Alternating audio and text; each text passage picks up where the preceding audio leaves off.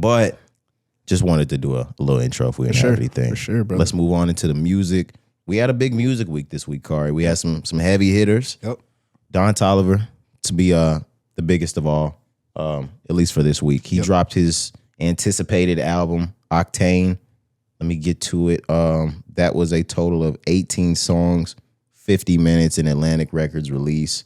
And it really, for me, it lived up to the hype of the rollout. He came out telling everybody, yo, where do you rank this in the list of your albums? He said, yo, this is the best one.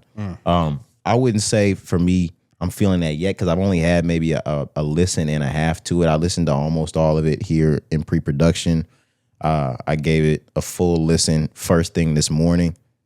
And I really like the record. I just haven't had enough time, or the album, I just haven't had enough time to sit with it to be able to put it up next to anything else. Yeah. But top to bottom, Kari, this is a killer fucking album. This is an A right off of the rip. Like I said, I haven't given it enough time to like really deep dive, and I'll talk about some songs. But this is an A off the rip. Yeah, easily for me as well. And I actually have forgot that he did during the rollout was saying like this is best work, to be highly anticipated, all of that.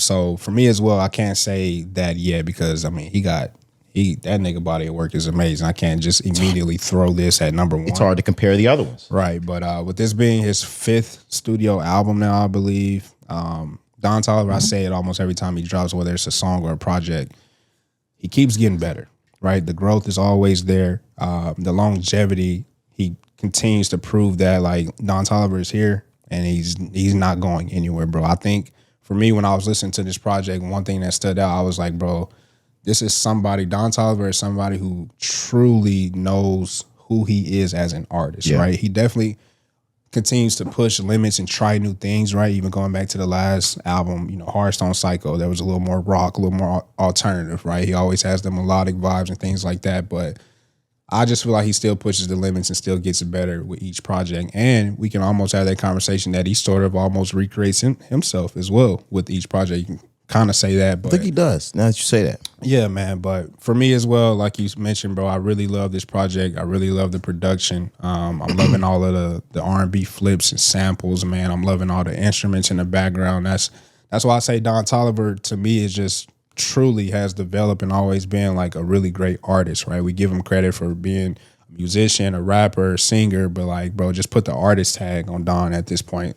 In my opinion, like this is a great body of work, and he continues to get better with each project that has released over the years. I couldn't say it better, and I agree, album by album, that he's just continued to grow. And I didn't hear the 2018 project, the Donnie Womack. I started listening Heaven or Hell 2020, and at this point, we're 6 years in of just heat, just hits back to back. Starting this album though. E85. I was expecting him to come in with something traditionally intro, something abrasive. He didn't. Yeah, track 1, amazing. That'll go crazy. Body right now, I think is probably the big track. I've been looking at like Spotify, Apple Music. That's the one that's sitting on like the top singles parts. Okay. Rendezvous. This is who Yeat needs to be making music with. I'm not saying he needs to stay making music with one person, but this is the pocket of music that I want to hear Yeat features in. Because what I'll say, and I even had this conversation with one of my students last week, or the week before last, should I say, because we weren't here last week. I figured that I wouldn't hear too much from Yeat right now. Or not until later in the year. But I talked to him about how I feel like Yeat cooled off. I feel like... Yeah, we talked about that for sure. Yeah, that 2023, early 24 Yeat, that's way cooled down now. Mm-hmm. But he sounds really, really good on this track with Don Toliver. I agree. And I think it's a huge look, him being back at the top of the top, or with the top of the top on this album. It's a good look for him. Secondhand, Tiramisu, ATM, Long Way to Calabasas. Bro, that song there that was my immediate favorite. Like just off first listen, I probably ran that one back like 5 times initially because I'm like, yo, and it's short. It's only like 2 minutes. I was like, yo, Long Way to Calabasas is absolutely amazing. yo, Rosary with Travis Scott is absolutely amazing. love that one. I fucking love Rosary. Now that might be my favorite one on the album so far. Tuition, is that the one where he does the Marcus Houston sample? Either that one or Callback. I can't really remember, but Tuition is one of my favorites as well. The Naked sample, right? I think it's Callback. Yeah. Let's see, Callback. Yeah, just because I skipped. Let's see. Can't remember. I don't think it's that one either. Either way, he flipped Marcus Houston's Naked. Absolutely amazing, bro. But track 9, I wasn't a fan of the T-Zone on this one. Damn, I was gonna say something about that one. Oh, you liked it? Yeah, I mean, not even just because of Tizo, because he don't even really come in to the end of the song. But all of the songs is really that whole like middle pocket of songs there. You can start at the top, don't get me wrong, because I love all the ones that you mentioned as well, starting from 1 to 7. But in my opinion, from 7 to 12 and really almost 13 as well, like that's the pocket for me where I'm like every one of these songs I've fallen in love with. But Tizo at the end, it was really kind of more like an outro-ish, kind of just ad-libbing, which is something that we've been accustomed to hear from him since he came onto the scene. I didn't mind it. And I just love like the Texas connection, right? It's always going to be a thing with them too. So yeah, I didn't mind Tizo on that. And he's another one you talk about. Is Tizo from Texas? Yeah, he's from Beaumont. Okay, I didn't know that. Yeah, you talk about Yee earlier, somebody who's kind of losing their steam. Tizo, same thing, right? Like he's been quiet, very quiet. So to hear him back on this album, for me at least, it was kind of refreshing because I'm like, I won't say he just fell off. He's just been quiet. Same thing with Yee. He has been quiet, and in his silence, I've seen his social media popularity take a hit. Yeah, I have too. Yeah. I've seen people flip on him. I've seen a lot of people flip on him. Like I've seen the narrative of like, oh look, Drake tried this guy out and he didn't fucking work. Same. Like I've like y'all really pumped y'all's hopes and stuff into Tizo and look at him now. I've seen that. Yep, me too. I swear to God, not even lying. I still have hope in Tizo though. Yeah, I mean, I think he's talented. Obviously, he caught a wave. Don't get me wrong. People catch waves. He did. But yeah, I mean, it's going to be interesting moving forward because just like we've said with Yeet and other people, I don't necessarily think you can always produce the exact same music, like the exact same way moving forward. That's why I say it was kind of refreshing to hear Tizo because I'm like, I think he actually sounded good here. But I know he can't necessarily make an album just like how he made like 2-3 years ago when he first hit and it have the same popularity in 26, 27 moving forward, just like you said. I don't believe that. I think it's pivotal for him. I think if Tizo is going to stick to being the traditional Tizo that he is, which is unpredictable, track 1 you might get something smooth, and then track 5 you might have a totally different regime for 3 to 4 different songs. I think if you stick with that, we're going to get the result that we're looking at right now out of Tizo. But I think if Tizo can really understand where his fan base or the bulk of that lies, which is in that melodic side of him, and he were to put a project or 2 into just that, you'd see him go to a totally different level. Yeah, I agree. I don't think you see that happen to him. Yeah. He's going to keep making whatever the fuck he wants to make. Yep. We'll definitely see. How do you feel about that last half, though? I know we kind of stopped at Tuition, trying to figure out if that was the sample. How do you feel about like from 13 to 18? Any songs stand out to you from there that you may remember?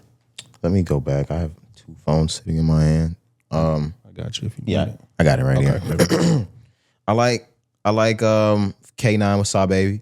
Yeah, I like Excavator. I can't remember too many outside of that. I might like Sweet Home, Pleasure's Mine. But I can't remember. Sweet Home, not gonna lie, to me is one of the best songs on that album. Okay, yeah. If I can remember, I enjoyed that one. Man, just like I said, I've only had one listen this morning or Sunday morning. Yeah. And then I had one right before we got in here. But when we were doing pre-production, we didn't get all the way down to Sweet Home. Yeah, bro. Sweet Home, just if you really listen closely, and I think it's Mike Dean, I think I ended up looking it up, but the guitars and just instruments in the background, bro, it caught my attention. I listened to Sweet Home a lot of times, just like I listen to Long Way to Calabasas, bro, just over and over, just replaying it. Tee Me Up, TMU, or Turn Me Up. That one's pretty nice as well. I love the one with Side Baby, like you said, K9.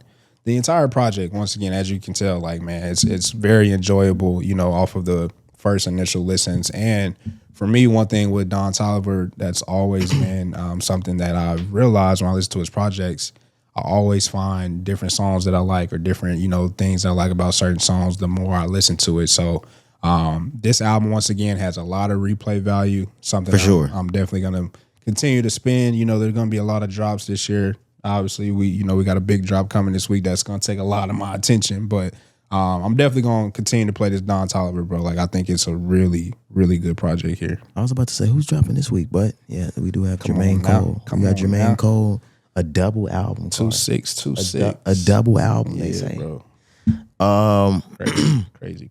But, yes, to pretty much wrap this up, like Kari said, this does have replay value, just like all of Don Toliver's albums. They got hella replay value all the way down to Heaven and Hell.